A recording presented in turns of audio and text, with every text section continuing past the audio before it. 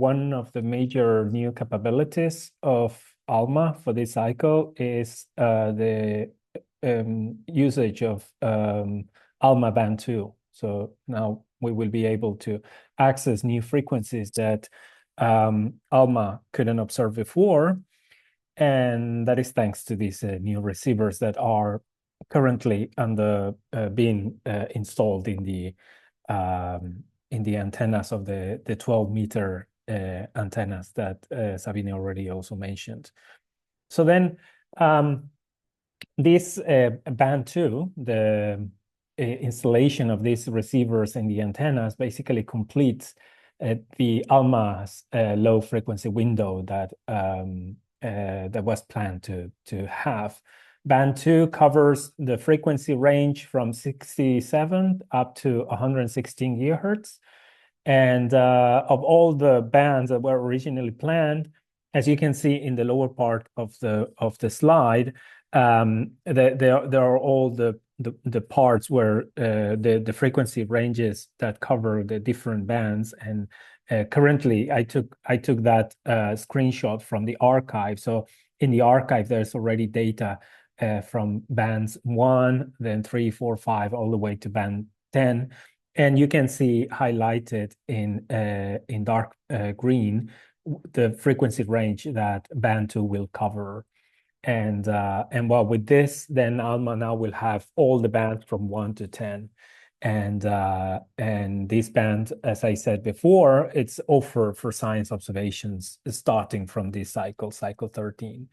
And then in the upper right corner, you see a photograph of the team, the development team of these receivers.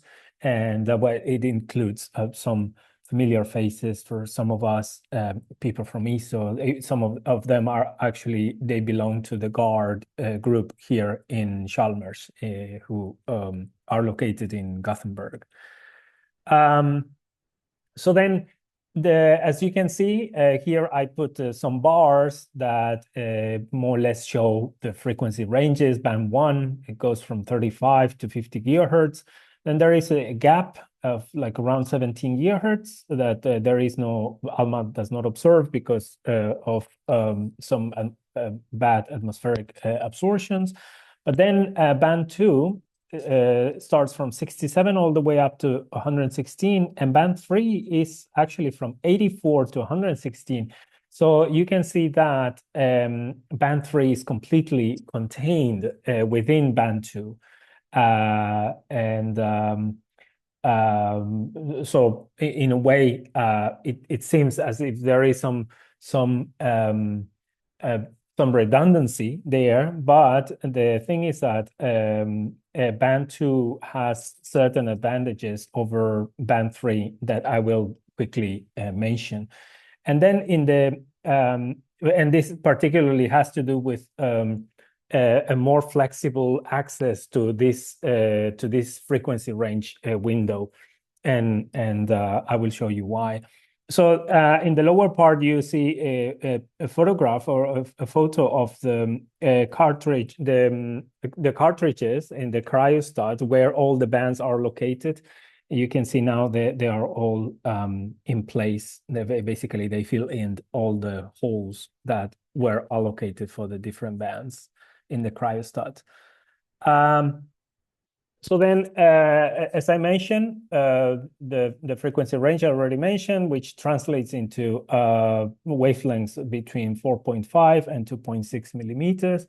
It's the type of receiver is a dual sideband, which means that one has a lower sideband and an upper sideband that are separated.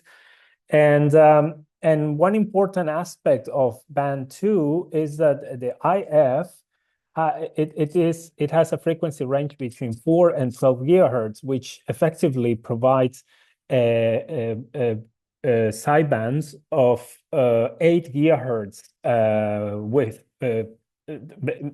Each sideband has 8 gigahertz in width. So if one compares it to band 3, as you can see in the lower part of the slide, that basically gives us double as much coverage in the intermediate frequency for band 2 than band 3. And this will allow for more flexibility on choosing spectral lines that are separated and would not fit in one single spectral setup in band 3. But now with band 2, it would be possible to fit those particular spectral setups, and I will show you how, or one example. So then since band 2 and band 3 overlap in a lot of for a very large frequency range, one may be wondering about then how they're going to decide, or what in the OT, for example, how would I decide whether my observations will be done in band 3 or band 2? And actually, to tell the truth, this will be completely transparent for the users. The users will not have to choose or decide which band will be used, but it will be automatically done by the OT. And this is the logic that is going to be followed is that basically band 2 is not a default, it will not be the default band, but it will provide additional flexibility when band 3 is insufficient. So then, for example, if the setup fits completely or well with band 3, if the proposed observations can be done with band 3, then band 3 will be used. But if, for example, the frequencies that one is proposing are below 84 gigahertz, then automatically it will be used band 2, because band 2 is the only one that has access to those frequencies. A case in which band 2 will be chosen automatically by the OT over band 3 is, for example, in this, like as you can see in the lower part of the slide, let's say that you want to put spectral windows within the sidebands that fall outside the frequency range of the sidebands of band 3. So then automatically it will go into the setup that is shown in the lowest part of the slide, because then those are fully covered within band 2. So that is one example of when band 2 will kick in automatically in the OT. So then, why band 2 matters in this cycle? Why should we be excited about it? Well, as I mentioned already, it provides a wider IF, some more tuning flexibility. It will be more efficient, particularly for wideband spectral scans. It will offer a better way of carrying out observations when one has to do multiple line observations, and then it will enable a continuous coverage of some particular key spectral lines. Of course, how one would use band 2 is up to, it's limited by the creativity of the astronomers, but I expect that it will be used very much for studies on, for example, molecular gas or astrochemistry or extragalactic surveys.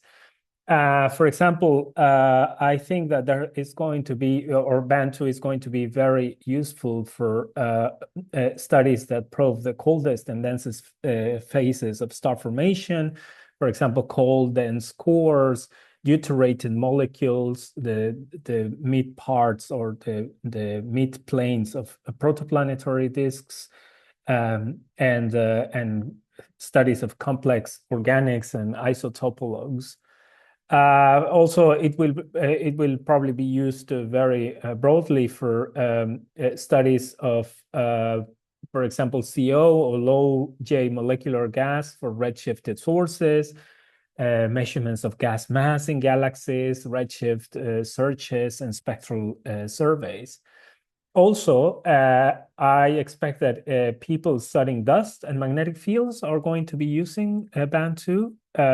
And this is mainly because at longer wavelengths, the dust opacity issues are avoided somehow because there is a simpler relationship between the absorption coefficient and the frequency. And then also, since for band 2 polarization is offered, then there will be observations with using full polarization, and which will enable to do studies on magnetic fields. So then what will be available? It will be available in this cycle or band 2 in all the antennas of the 12-meter array antennas, which is at least 43 antennas will have band 2 receivers functional, and full polarization observations will be available. The limitation is that for these full polarization observations, it will be only done in only on-axis polarization, so no mosaic yet. That will come in the future, but for the moment, it's just on-axis polarization. As Sabine already mentioned, there will be no VLBI or phase array yet in band 2. And it is not available yet in the 7-meter array or the total power array. All these things will come in the future, but for this particular cycle, they are not available yet. Regardless of this, or despite of this, the fact that it's already in the main array, that's one would be able to do a lot of different things with band 2. Just to finish this presentation, I would like to say that they already took the science verification data with the receivers on band 2. They were not all of the antennas, because at the moment not all of the antennas have the band 2 receivers installed yet. They are working on that. When Cycle 13 begins, all the receivers will be already installed, but for the moment, just a fraction of the antennas have the band 2 receivers. Nevertheless, there's already this science verification data, as I mentioned, and there are 4 projects that were done with this receiver. One includes full polarization. Then there is some project on a star-forming region in spectral scan mode. Then there is one observation in high redshift source, also in spectral scan mode, and then also observations of the source R220, also in spectral mode. And that is a link for the where one can go and download. Actually, this data is public, and one can use it for publishing at will. Yeah, and so then just to finish, I would like just to remind everyone that you can always go to the webpage where all the documentation for the Cycle 13 is located. But yes, I recommend you to go to this webpage and read as much as you can on the documentations, particularly the proposals guide, the technical handbook. That would be very good. But the other documents also include very important information, for example, users' policies and things like that.